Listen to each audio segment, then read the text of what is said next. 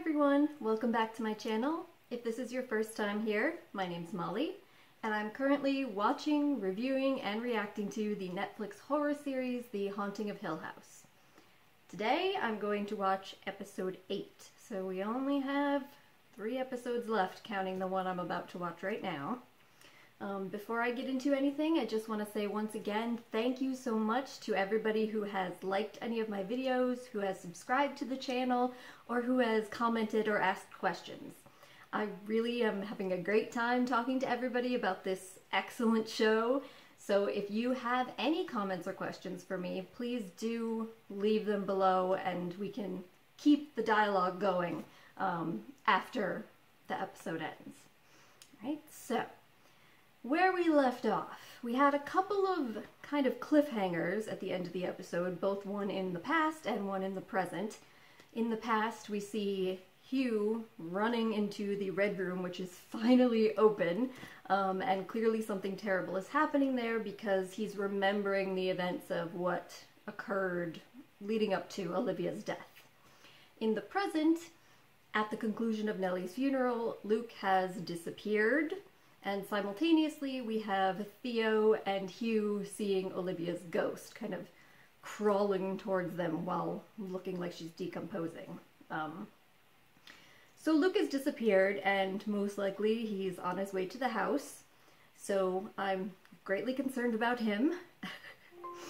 And with that in mind, I really want to get going with the episode, but there's just a couple of things that I didn't touch upon at the end of last episode that I wanted to mention, and that was 1, Mr. Dudley's story, and then 2, what it was like watching Olivia really unraveling. As far as Olivia goes, I felt like the last episode, episode 7, it was really hard to watch what she was going through, particularly when she's discussing everything with Hugh and she's coming to this realization that she has been acting very strangely and doing things that she didn't recognize herself doing.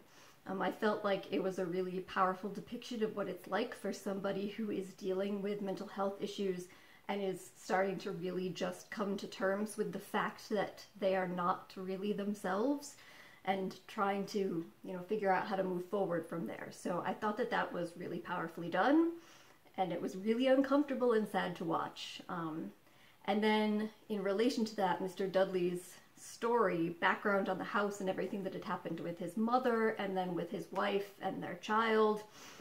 I was a little interested in the fact that he doesn't mention any of this at first until it's kind of maybe too late. You would think that if you knew all these things were happening in the house, that maybe you would want to prevent people from ever moving there in the first place, but maybe that's just me. But regardless, that was some really interesting kind of background to coincide with what we see actually happening with Olivia.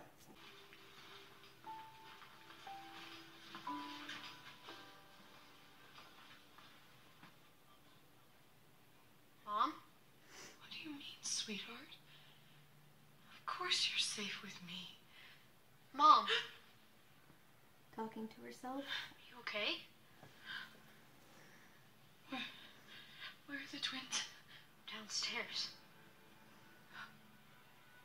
Of course. Are you sure? I'm fine, sweetie. I'm fine.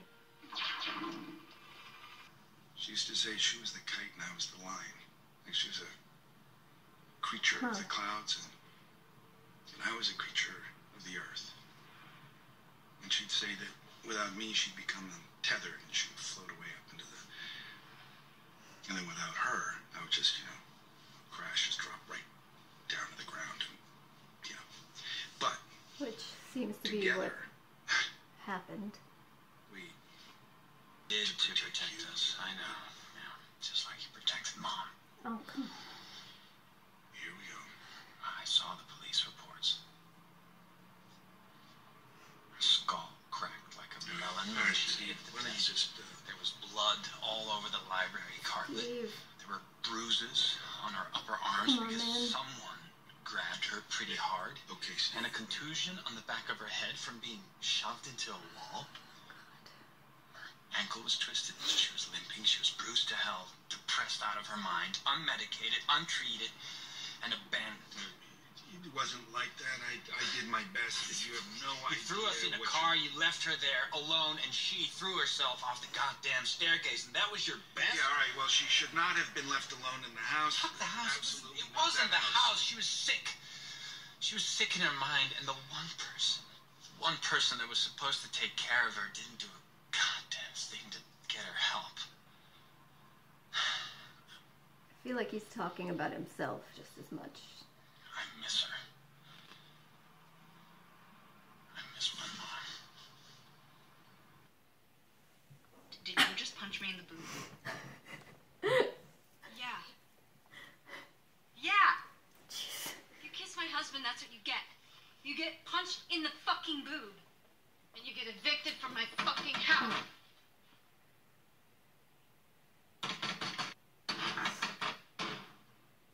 This is like that bedroom all over again.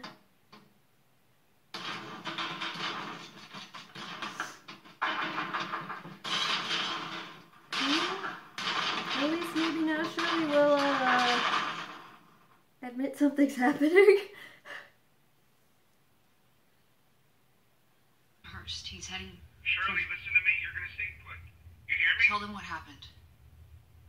Yes. Tell them what just happened. Yes, tell them. I'll text you. And no one talks to each other Kids about playing stuff. prank is what happened. Oh, come You on. know it wasn't. You know that. That's not... Dude, Nell was delusional, depressed.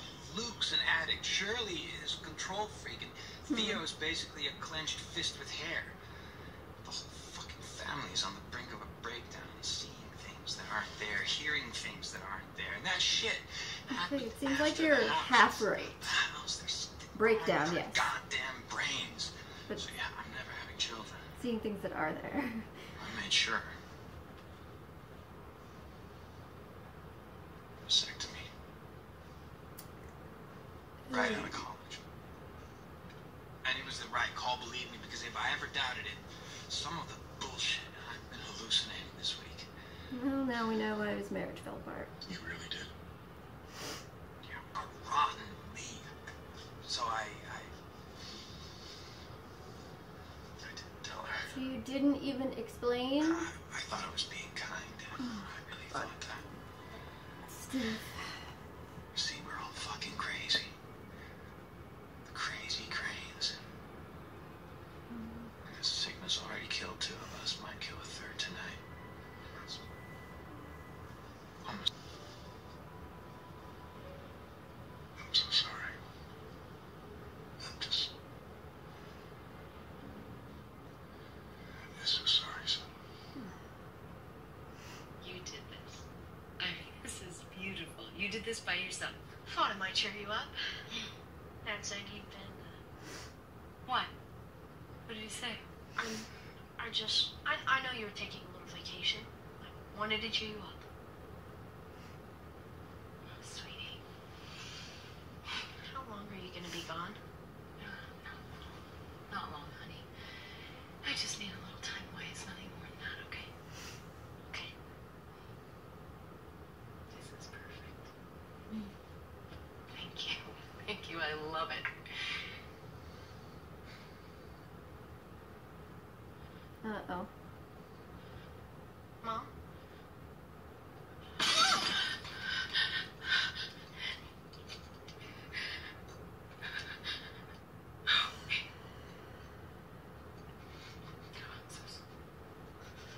This is an older picture. He would have been wearing a suit about an hour ago. Did he come in? Yeah, I think so. Yeah. Did he say anything weird or do anything? Filled up his Jeep. Green Jeep. That's right. And then he filled up some cans, like 5 cans. 5 cans, you said? He's gonna burn the house down.